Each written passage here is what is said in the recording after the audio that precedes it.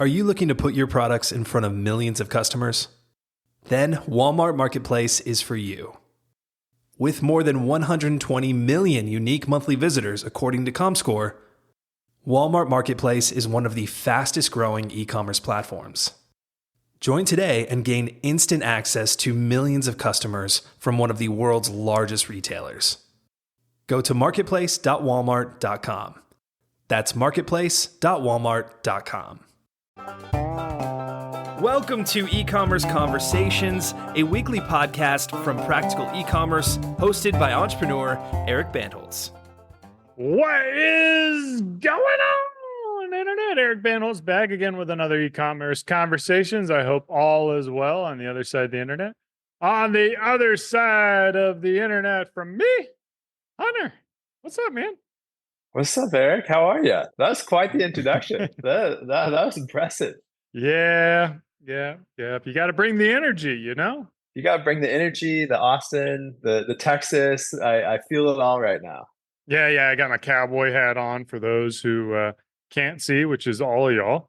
I'm back from Denmark. I spent 5 weeks in Denmark. Back to recording, back on the mic again. And you're my first podcast recording since I've been back. And you're also in a semi-foreign country as well. Where are you at?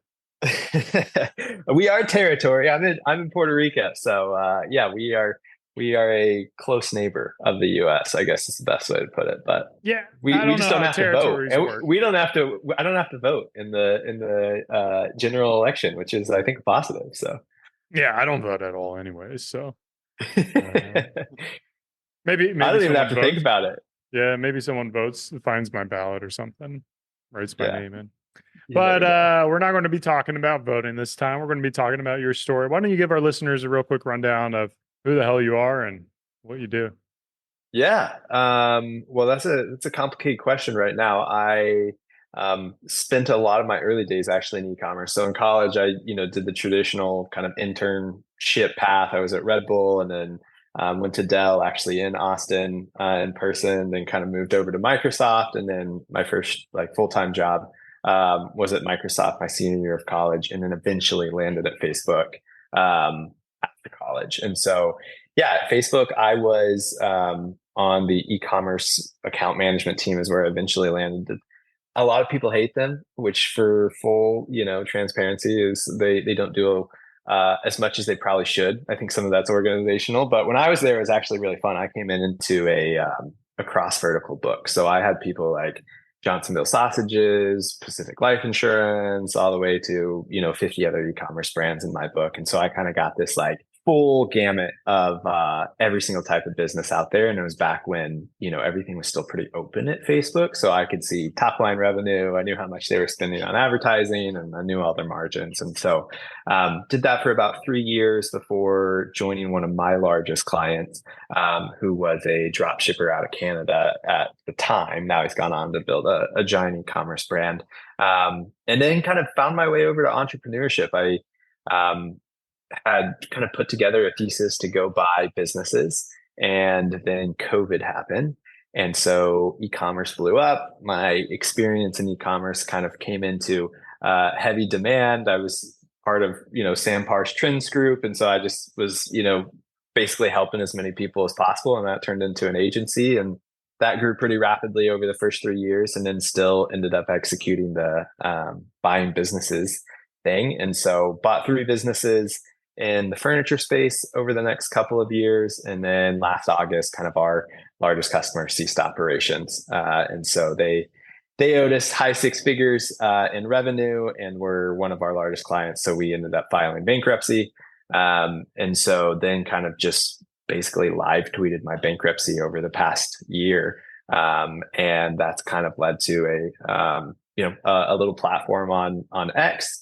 And then earlier this year, had a viral tweet about cacao, and my buddy was in the industry, and the original process was to just kind of help him out. And that was the original goal of the tweet, and things kind of snowballed, ended up raising a little bit of money, to accelerate the cacao industry. And and recently just had to have the tough conversations with investors that was no longer going to be in the cacao industry. So yeah, back to kind of square one right now.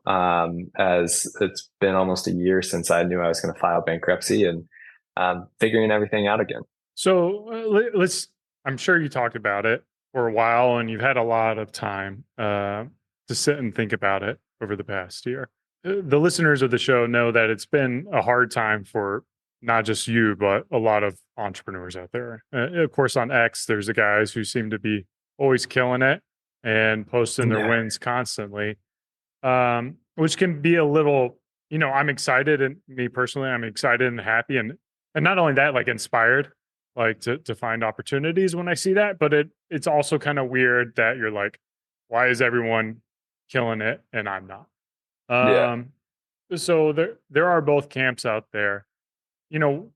Walk me through a little bit more about the furniture business. Were you selling furniture or were you? Yeah. So the first business we bought was an online furniture store. It was highly customized couches. So you're talking like $5,000 couch. They pick the leather, they pick the wood, they pick the nail trim. Very manual process. It wasn't like anything automated or, a simplified checkout or anything like that. We were talking to customers and they were designing couches. So we bought that one first. And then when we started shipping the couches, we realized that like the main customer experience was when the white glove delivery company would knock on the door, say, "Hey, we have your couch," and they would go into your home, shake your hand, say hello. And we realized we didn't have, any control over that customer experience. And so our shipping provider was a guy that had already built one shipping company, and, he was late into his 60s already again. And so I called him one day probably to complain. He was just like, "I'm tired." And so we ended up buying 2 white glove delivery companies out of North Carolina, which is where our furniture was produced. And so that ended up being the much larger business that we were managing. And so yeah, we were when things, died down, it was mostly 90% shipping furniture and, 10% selling furniture. And the agency kind of continued on until the end as well. Okay. So you also had an agency, like a third. Yeah. The agency is basically what kind of allowed me to buy those 2 businesses. We were a paid management agency, mainly did Facebook, Snapchat, and TikTok. Okay. So you're printing money in the agency world and you're like, I'm really good at buying ads. I'm just going to get a company. It's going to be easy. We're going to scale it up with all these ads.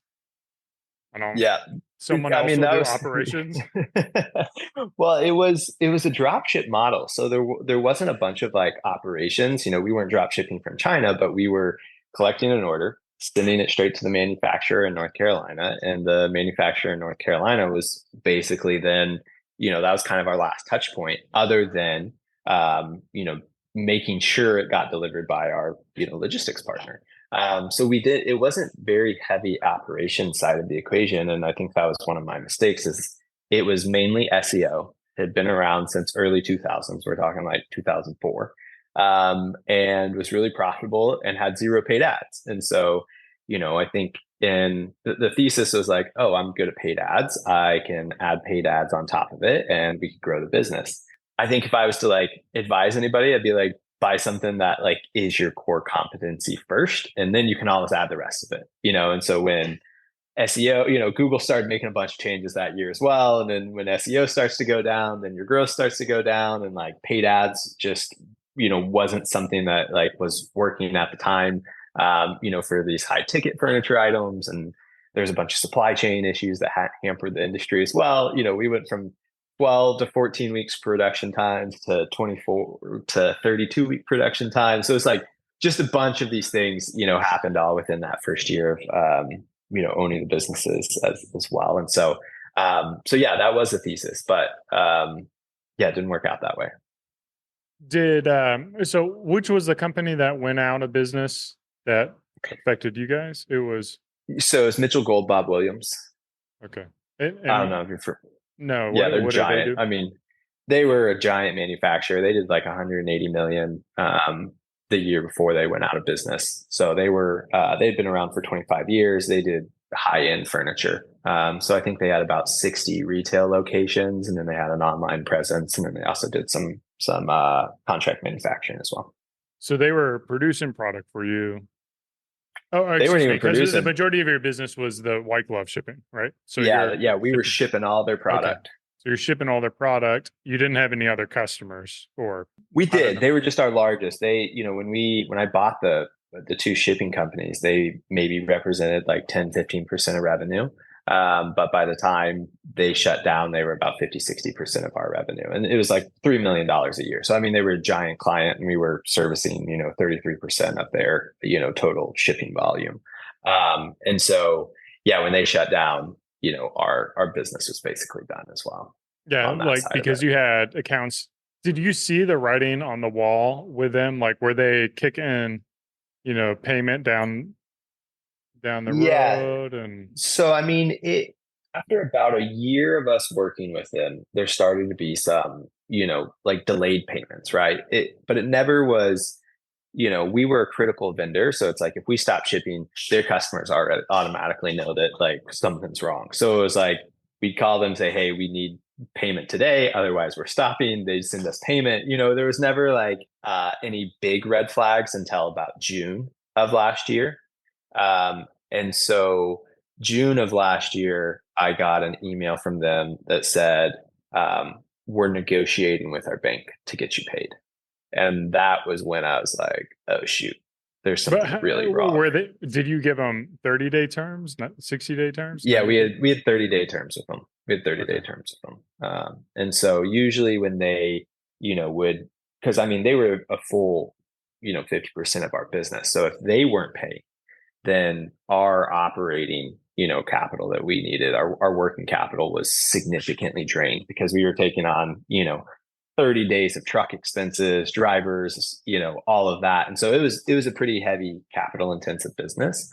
And so when they weren't paying, things were tough. So they usually were paying, but once they paused completely, that was when it was really hard. And so they ended up getting a $20 million equity injection in June. And we had an opportunity to either, keep them as a client and restart our business with them, or take about $750,000 and figure out how to shrink the business by 50-60%. And so we ended up choosing to keep them as a client. And then two months later, that $20 million vanished and they ceased operation. So in hindsight, do you wish you made that other decision, or do you feel Yeah, like I run through it all the time.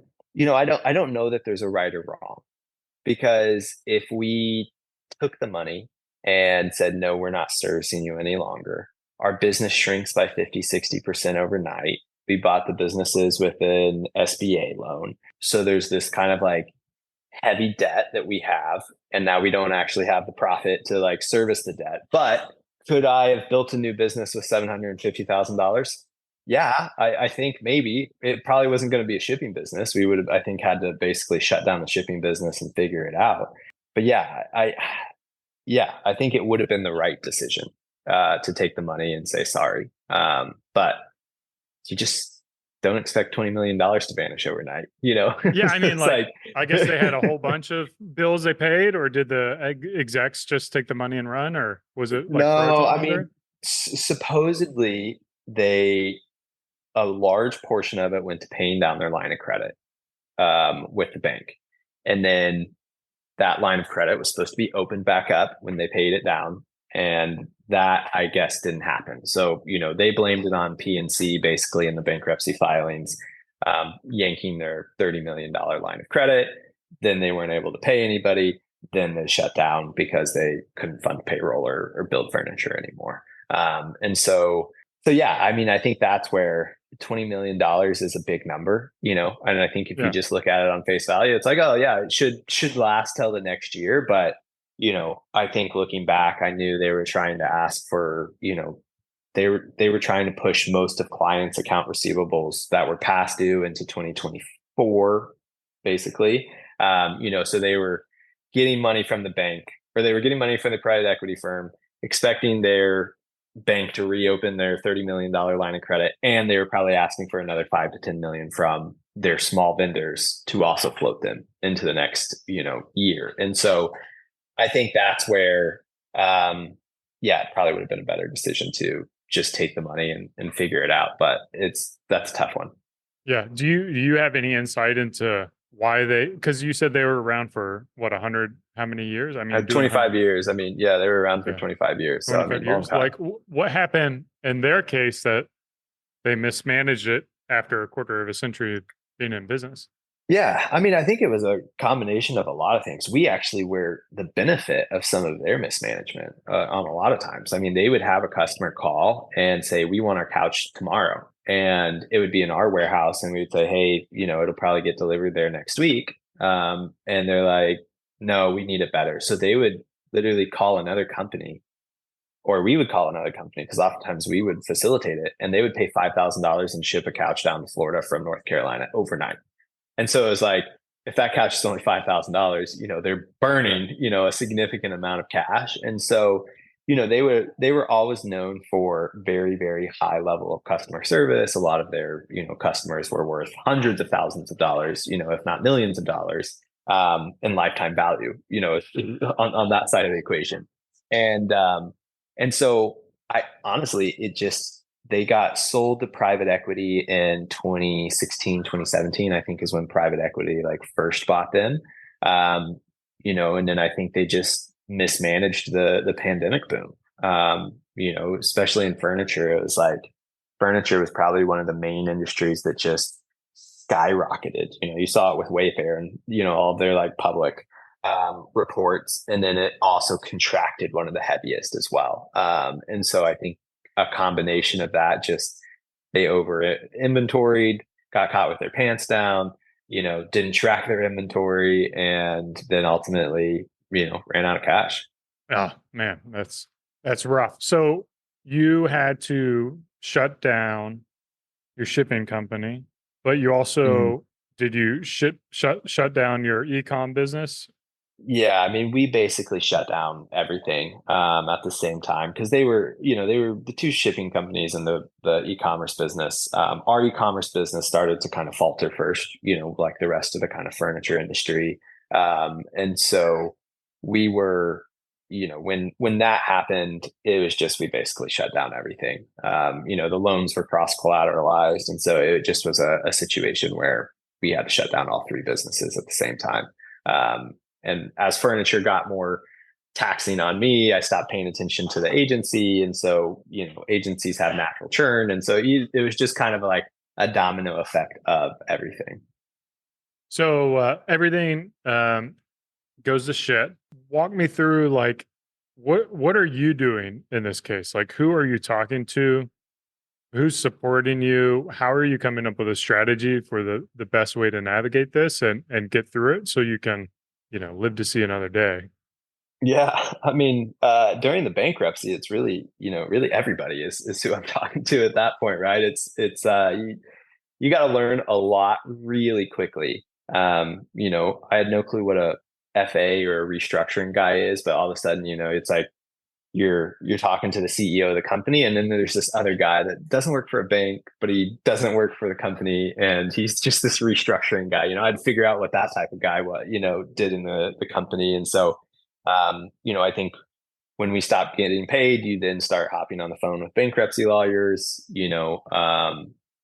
When they file bankruptcy, you're talking to more bankruptcy lawyers. So I mean, it was just a super heavy crash course, in addition to talking to friends who are also struggling and other business owners who've, doing that. It's like, you never know, you really need a 13-week cash flow,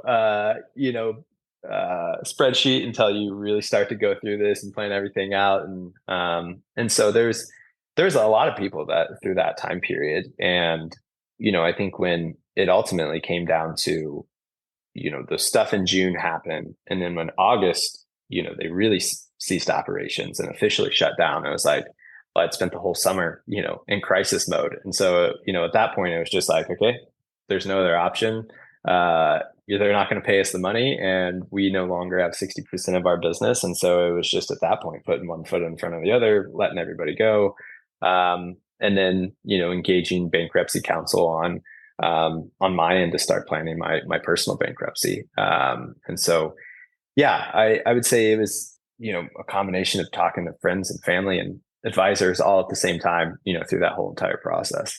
So a couple of curiosities I have. One, like, how are bankruptcy lawyers getting paid? Like, you're effectively owe more money than you got.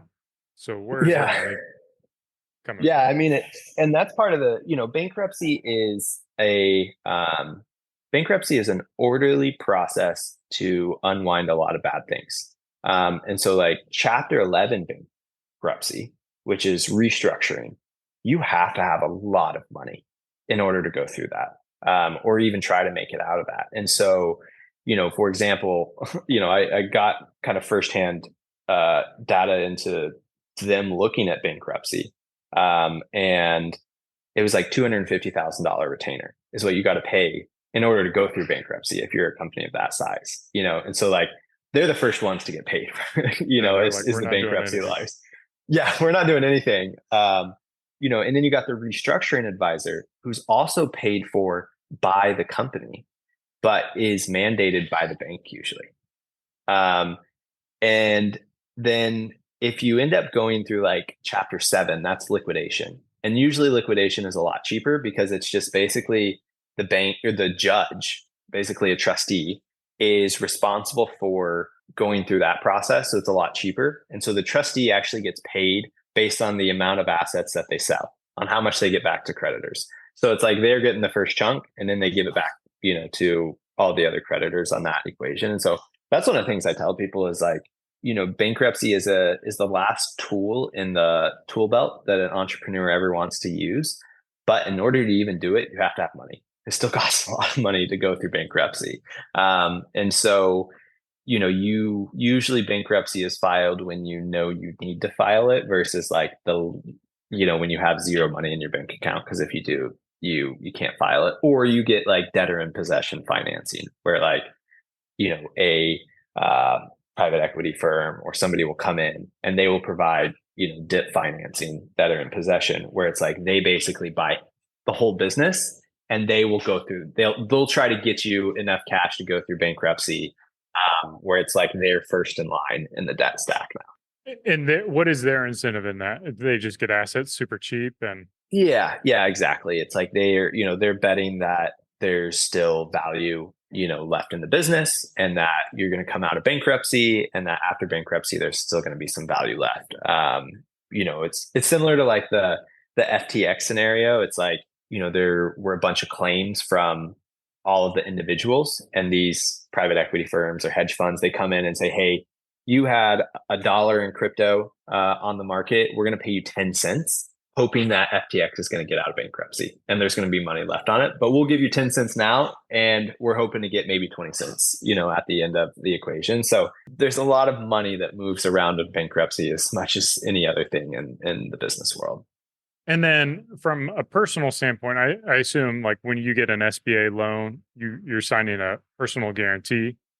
Is that Yep. what it is? And then what is basically if you have no cash or just retirement savings in a house, they can't come after that, right? So what are they coming after in a personal bankruptcy? Yeah, I mean that's essentially what you file bankruptcy for. So it's like you sign a personal guarantee that says, "Hey, I'm going to guarantee this loan." With the SBA, it's backed by the U.S. government, so it's like the U.S. government is backing 75% of that loan at to the bank. So even if I don't have any money to pay back the loan, the bank still gets paid 75% of the principal, regardless of if I have money or not. So when you have the PG against that loan, the personal guarantee, you essentially have to file bankruptcy, or you can submit what's called a offer in compromise to the bank that says, I'll pay back 30% of this loan over the next 5 years. But, on a $2.8 million loan, it was like $20,000, a month, basically over 5 years, at 30% of the loan. So, that's what bankruptcy is for. Bankruptcy removes your relationship to the debt to where you no longer have to pay that money back to the bank. Okay. So you fall on the sword, you've gone bankrupt personally in your businesses and humbled, I would assume. Yep. And you go back working for the man, you get a job, or you get back on Yeah. the Yeah. horse. So, I mean, it's interesting. So, like, when we knew we were going to have to file bankruptcy, we had a couple of months of savings left. Bankruptcy is basically a snapshot in time. So, it's similar to taxes. It matters when you file, matters what you file. You work with a bankruptcy lawyer to figure that out. So, when we officially filed bankruptcy was in late November. And then in December, I got a job and was working for basically an online digital marketing, like more content publishing website for the first couple of months of 2024. So are you still doing that job? Is that No, so I mean that's where the whole cacao thing kind of came in. Is I had a viral tweet about cacao, and like I said, it was just kind of help my friend, and ended up raising a couple $100,000 to accelerate the Puerto Rican cacao industry. So spent basically from April to now doing that, and so now we've pivoted, and so now I'm figuring out exactly what's next. yeah? So you raised a couple 100,000. How did it fall through? What happened? Yeah, essentially a lot of the underlying assumptions that, I went into thinking, the goal is how do you build an industrialized industry of cacao here in Puerto Rico? The Dominican, which is like 60 miles that way, they do about 70,000 tons a year, and Puerto Rico does about 70 pounds, so it's like really good region to grow cacao in. A lot of the soil is good. Can we build an industrialized industry? And I went in with an assumption that they kind of been rebuilding the industry for the last 15 years. So it's like, can we take capital and accelerate a little bit quicker? But it kind of is in like phase one still, I think, in terms of like really building the industry here. And so, when you add on top of that significantly higher labor than the Dominican Republic or Africa or some of these other places, and then the competition from other crops that all the farmers on the island can grow, and then some hesitation to foreign investment. And, rightly so, like Puerto Rico has definitely been exploited, countless times after it's been a territory. It's like the conditions didn't make sense, and the financial, models and stuff didn't make sense to build an industrialized industry. I think there's still going to be, an incredible local industry around Puerto Rican cacao, and a lot of incredible people that are working towards that. But, when you raise money and have the pressure to ultimately have some sort of outcome, even if it's 5 to 10 years, the 5-year outcome just didn't look great for anybody. And so that was where, I think on a both personal and investor level, it was just like, is this worth spending the next 5 years, given all of the scenarios? And that ultimately the answer was no. So Were you able to just return the investments? Like had you put the money to use yes. at all, or? Yeah, so I definitely had put, quite a bit of the money to use. And so really there's still enough runway though to create a business. And so that's where I had a lot of difficult conversations with the investors of like, hey, the reason I said we were pivoting out of cacao is because I didn't see a good return of capital in cacao. And it's like, but I do see, the ability to still return your capital, within the time frame that we agreed on, pivoting to something else. And so that's where I'm still aligning on what something else is. But I think, going back to my skill sets and the success that I had prior, and where things felt a little bit easier, gives a better chance at returning capital. Yeah. So you're moving it to you. It doesn't sound like you're entirely sure of this, but it sounds like getting back into the agency game. Yeah, getting back into the agency game, really figuring out, where in e-commerce that there's a gap. I think a lot of agencies get a lot of flack for a lot of really good reason, and it's just, there was I think a knowledge gap that a lot of agencies exploited for a really long time. And so, I still have a lot of good friends. My buddy that I left Facebook for still runs a pretty giant e-commerce company. And so, really trying to discern where that fits in, and providing as much value as possible to others. What where are you leaning to? Are you able to talk about that yet? Yeah, no, I definitely would love to hear your advice and experience as well. I think, the creative problem I don't think has been officially solved. I think in a lot of different ways of just having enough creative velocity mixed with direct response, mixed with, the experience that you need to have. And so, I think it would be kind of coupling the paid ad experience that I had and maybe partnering with a creative agency to kind of build a little bit more of a full service. I wasn't full service in the past. I think where a lot of, and you can correct me if I'm wrong, but like a lot of e-commerce owners, there's just so much and it's so hard that it's like having to constantly manage that creative process in conjunction with the ads, in conjunction with where you deploy, the budget across all the platforms is where the agency, partners really do make a big difference, is like being able to kind of synthesize through all of that data. And I think that's where what I did best at Facebook was just, I tell people 10% of my time at Facebook was actually on Facebook ads, and like 90% of the time was actually, unlocking other parts of their business that could drive performance on their Facebook ads, because that was in like 2017, 2018, where you could just put money in, get money out. And it was like a lot of the times, like my successes basically, of trying to get them to spend more money on Facebook had nothing to do with their Facebook ads. And so kind of coupling all of that, together is where I'm kind of exploring, what that solution might look like. Yeah. I mean, from my experience of working with agencies is, as a company that cares about the brand, like they never seem to understand and get the brand. So like the assets they create are always off. Like it just never feels like it's us. So like that's been one of the hurdles that I have. And it's like, no matter how much you tell them, they can't seem to get it, or, they're kind of stuck in the like, well, this is what performs, so this is the way we do it. And it's not like, well, how do we get this style to perform well? I would say, like, from my perspective, I see AI as a wonderful tool. However, I don't always know the practical implementations. I would imagine there's a lot of value for an agency, an AI agency, to come in and be like, how are you working? What are you doing? And what can we do to build automations to, like, incredibly lower the amount of, tickets coming in, where we can handle 90% of the tickets, and then we save the rest for, the high touch tickets.